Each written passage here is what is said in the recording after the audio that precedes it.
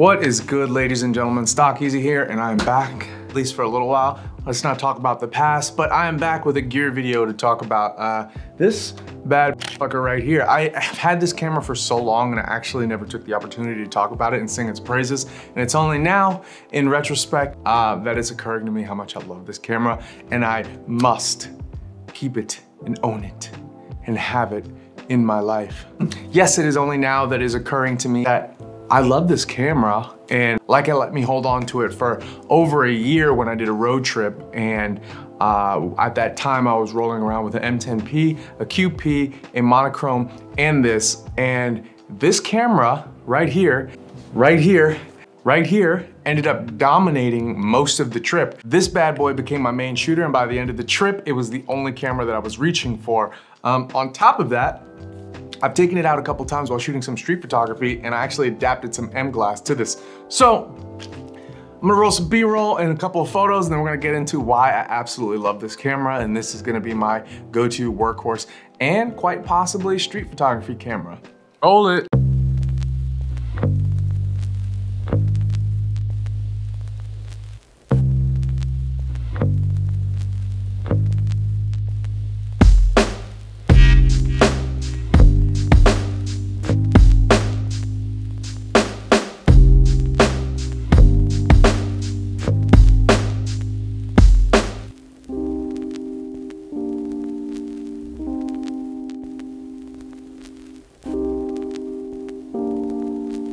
All right, so you've seen the photos, and the reality is that that's just what I want to do. I want to show you guys some photos. I enjoy sharing on this platform when I have something to share. If I don't typically enjoy just talking about gear for the sake of it being new. There's only two cameras that I'm putting in this category. I guess you could say this is kind of an ode to the SL2 because this camera is, sorry, this thing is super distracting. Basically, this is like an ode to the SL2. There's only two cameras that kind of fall into that category for me now. It's the X Pro 2 and it is the SL2. And they kind of have been these staples in my photography because I've gotten to shoot them in a ton of environments, a range of environments, and really push them to their limits. And the results that I'm getting, the confidence that I feel in the camera is something that I just really can't ignore, and I feel encouraged to make a video like this to celebrate a camera that I absolutely love. It wasn't until I did that trip at Route 66 where I started to realize that this was becoming my main shooter. At the time, all I had was a 24-90 on it. I could have adapted a couple M lenses, but the zooming and being able to grab everything that I wanted and not switch between cameras, and on that trip I had way too many cameras with me. I had this, a QP, an M10 monochrome, and an N10P, which was just stupid. I don't know why I traveled with that many cameras and that many lenses, but circling back now all this time, especially after shooting these photos and really kind of having a moment to reminisce and realize how everything is glorious in retrospect, the shortcomings of this camera kind of fall to the wayside, which to me aren't that many. I can address one right now. As you see, I've adapted this M lens to the body.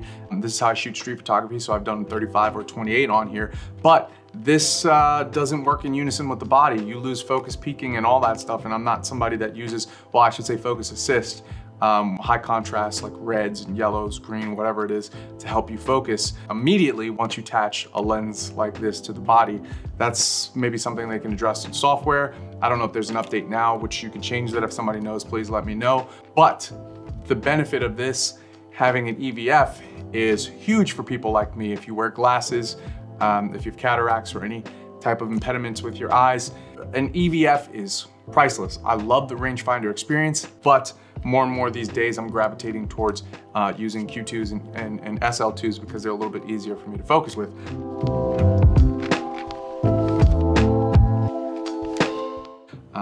Talking about focusing, this camera with the 24-90 is blazing fast autofocus. I know a lot of people say that the autofocus on here isn't great, but I've used this to capture a ton of action, especially these motorcycle shots. I know these ones are not really good depictions of, of motion, but I'll show you one right now.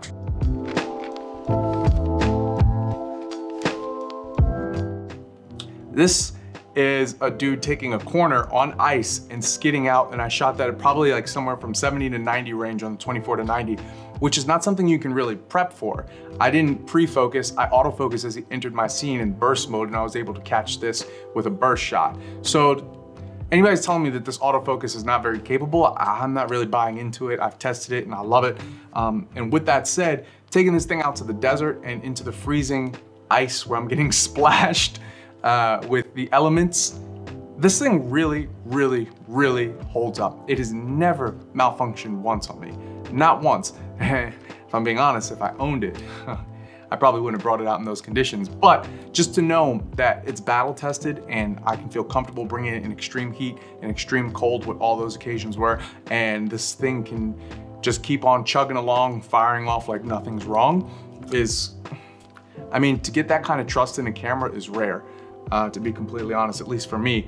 And the only other ones that I put in that category, again, are the X Pro 2 and now this.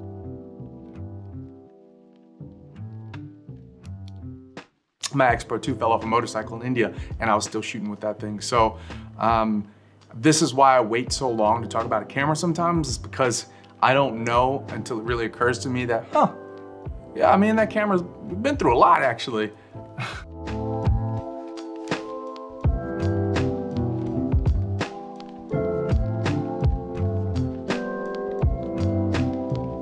Okay, so that brings me to another thing that I really want to talk about, and that's the way these files process down. I absolutely love the color that I'm getting out of the sensor, and I arrive at a finished edit, something like this, a lot faster than I do with my Fuji cameras, or even the M10s or the QP. Something about this color is so rich.